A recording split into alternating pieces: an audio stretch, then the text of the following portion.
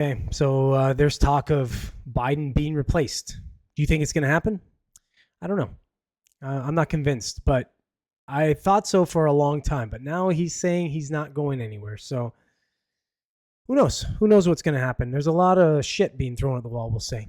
This article here is by The Hill. I'm going to read a little bit of it, and then we're going to talk about a proposed. I'm going to switch off to a Clown News Network article that talks about a pairing that I would never have thought about, but they're saying that this pairing could beat Trump. Anyways, I digress.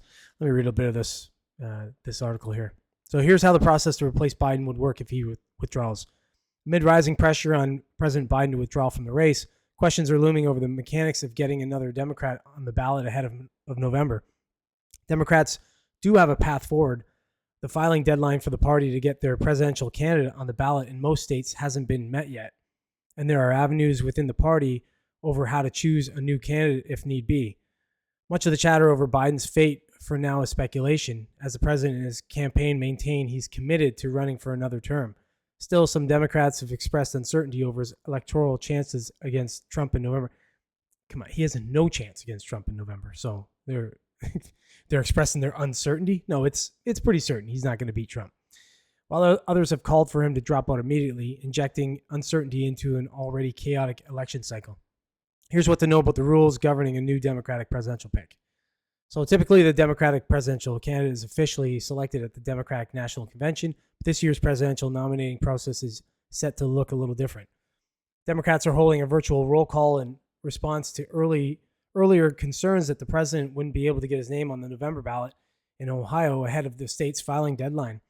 In Ohio, Democrats initially needed to submit the name of their candidate to the state 90 days before the election, which is August 7th this year. So this was a big problem that they ran into earlier. They were talking about that they weren't going to be able to get him on the on the ballot in Ohio, which, well, if you know anything about, well, you should be if you're watching this, if you know anything about the electorates in the states, Ohio is a pretty big swing state. So if you can't get Ohio, it's like, that would be pretty bad for the Democrats. So, but this all kind of looks like they've set it up this way so they have an out. But I don't know. These are kind of like,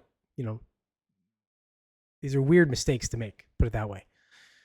It wasn't the first time this year that Democrats have run into a filing deadline problem. In Alabama, the issue was settled quickly after the state agreed to change its filing deadline, while Washington State accepted provisional certification.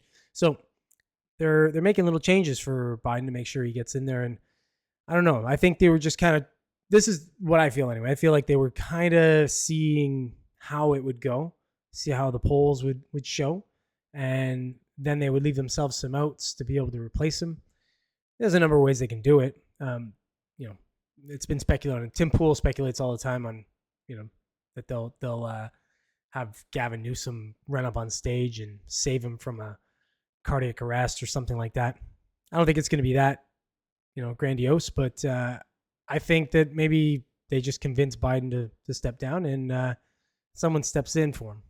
That's just, I've been dropping the name of Michelle Obama for a while, but it's kind of getting late in the game. So if she's going to get in there, you'd think you'd hear about it by now, but I don't know. Let me know what you guys think in the comments. But I still think Obama's a runner in there. But here's what the opinion from CNN is saying. Gretchen Whitmer. Ugh. If you don't know who she is, she's that train wreck from Michigan. Just awful. During COVID, she was a complete piece of shit.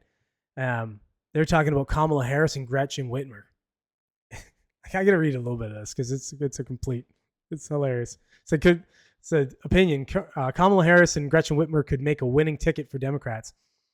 If President Joe Biden decides to withdraw from the election, Democrats need not fear. They have a ticket in front of them that can still defeat presumptive Republican nominee Donald Trump. It's laughable. Who wrote this? This is Julian Zelitzer. Yeah, you're good, bud. Yeah, you're a bit retarded, but okay. Not only would a ticket with Kamala Harris as president and Michigan Governor Gretchen Whitmer as her running mate have the best odds of getting the party through this moment of crisis, but also the potential to excite voters and produce a historic outcome. To be sure, there are serious risks at the same time. This could present an exciting opportunity for Democrats. Oh my God. Who would think these two dumpster fires would have a chance? At this point, it'd have to be someone like Michelle Obama. Even Gavin Newsom, I don't think has a chance to beat Trump. You got to get someone like Obama in there where the name and popularity would have a chance. But at this point now, Trump has so much momentum behind him. I don't know. It's gonna be tough.